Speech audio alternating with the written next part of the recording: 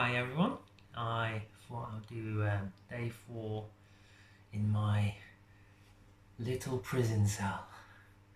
No, it's not that bad, but it is a room with no windows, and I basically sit in here all day from morning to evening. So even though it's a nice beautiful day outside, I sit in here and do lots of complicated jiggery pokery. So this is the value bit, this is the loss leading clinical bit for the opportunity to sell some glasses, which is the business model in the UK in optics. So you train really hard at university, you learn lots of biology, chemistry, physics, pharmacy, customer service, and then you get thrown into a retail setting and you give your clinical aspect free with obviously a big smile on your face and take care of all the clinical matters, which incidentally has exploded exponentially over the last couple of decades. And you're just trying to sell some glasses basically, in essence. The problem, the business model was fine up until the 90s, and then supermarkets came on, and that's why you started to see optical practices in supermarkets, Costco, Sainsbury's. So I think Marks and Spencer's recently tried to do some, but they closed down because I believe the one in Manchester city centre, they wanted 150 grand rent per year to open a little shop. So yeah, the numbers are staggering. So yeah, if anyone here is looking at the cost of SFM compared to what it is to run a real shop on the high street, it doesn't compare. You know, I think I've got a friend who's in the city centre. He runs an independent high-end shop, which is the only way to survive in the city centre. I think his rents are around about 100 grand business rates, and then he's probably got rent on top of that, and then obviously you've got staff and all these things. So you can see the appeal of an online business is huge. You give your time, you add value, but you know, and the laptop lifestyle, so I don't have to sit in a room with no windows, and it's not bad when it's winter in Britain. It's not too bad, it's warm, it's dry, and general public are generally okay, but as you know, there are huge numbers in general public that are not okay, and everything in between as well, and can cause a lot of havoc and stress. I suppose that's why in the hospitals they put little signs up saying that violence against staff is not accepted. But yeah, it's much safer behind a laptop. So that's a huge one. But yeah, pain points, I suppose, sitting in this semi-illuminated room. This is what an optician always sits in a room, but semi-illuminated.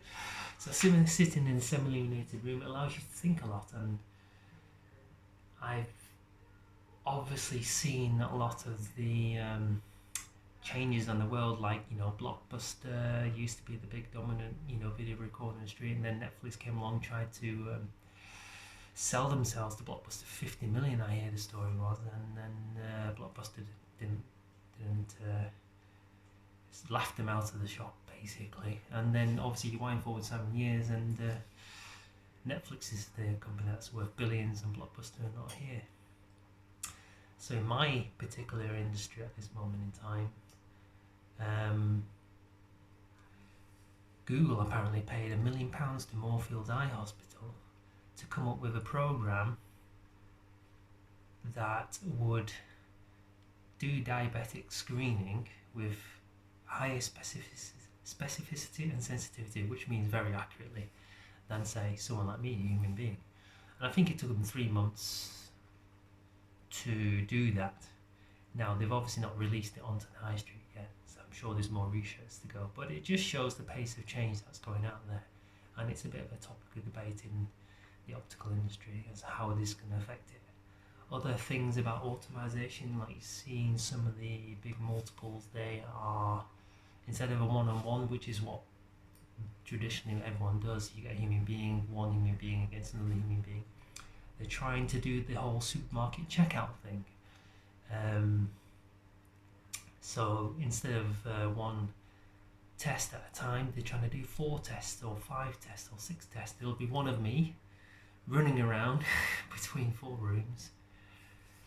I'm sure it's going to be horrendous because it's not like just passing fruit through a machine. But if that happens, obviously that will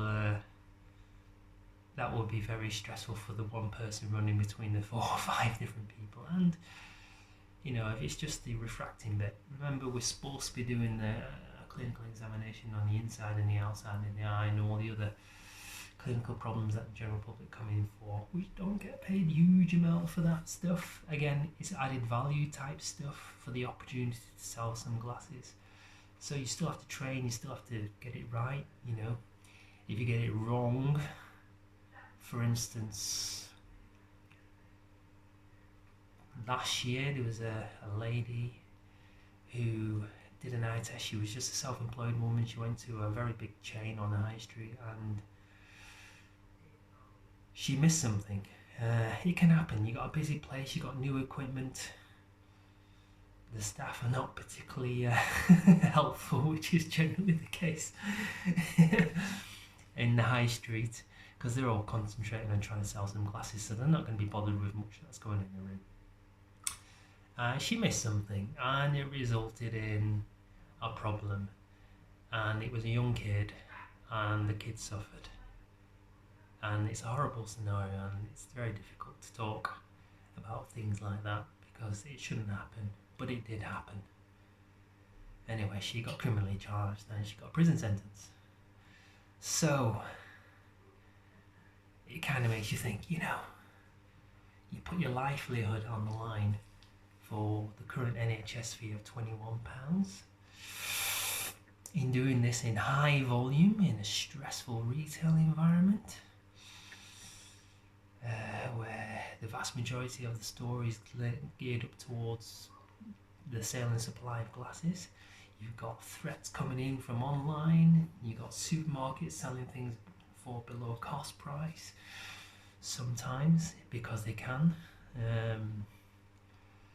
There's a whole whirlwind of change coming in this industry, and you can see the appeal of SFM and learning the digital landscape, and yeah, you know, I just want to be ahead of the curve and get the skills, get upskilled, and be ready when the robots come to take my job, which they will, because they've seen other things as well. There's a Japanese company called Jins. They give very low cost glasses, which is what the public want. I'm a consumer as well, so I understand what it is, but they probably don't realise that there's a huge amount of stuff there that a traditional business needs to fund via the cost. It's not just the glasses you're paying for quite a lot of other things. And so there's this company called Jins, a Japanese company. They have a 3D printer, so you can go in for an eye test. I don't know if you even sit in a booth now. They might even be there, who knows. And then you get your glasses, you pick glasses, sort it out, any shape, size, colour. Goes through this little Willy Wonka chocolate factory thing. And you get your 3D printed glasses out. So that's the world we're moving towards. I believe for you guys in New York, in the United States, you have a company called Warby Parker, which has penetrated the market quite well. I believe they are opening a lot of offline stores as well, because there's still a huge market for that, I presume. But they have started off their life as a purely online company, which is starting to open offline stores. So that's an interesting one to watch. And I mentioned briefly, you've got Marks and Spencer's that's dabbled in the optical market. They are traditionally in clothing and food, but they've struggled with clothing a lot recently. They tried to open up stores and they shut down within 3 months. It's too tough. You've got John Lewis, which is a kind of a co-op type thing. And they don't do very little clinical aspect, all the stuff that we're kind of expected to do. They just say, let's sell glasses. Leave all the complicated clinical stuff, which requires huge amounts of intelligence and clinical people who want to get paid. Let's leave all that. Let's just stick with the fashiony glasses bit. So you can see, if you take the fashiony bit, someone can 3D print your glasses somewhere, and everyone's selling glasses, and then you get in the eye tested bit to make up the glasses can be done by an automated machine, and you can have one person running around between 4 or 5 machines. Where does it leave someone like me, sitting in the middle, looking for it? I've already divested out of optics into property. I'll speak more probably on the next video. Maybe I'll do it when I'm at the property, because I only work part-time in this business. I've kind of half stepped out, 1 foot in, 1 foot out. But you know, I've been in this industry for such a long time, and it was a very well-paying industry when I first came out back in 99, 2000 when I qualified. But it's changed enormously in 2 decades. So, hope you enjoyed that.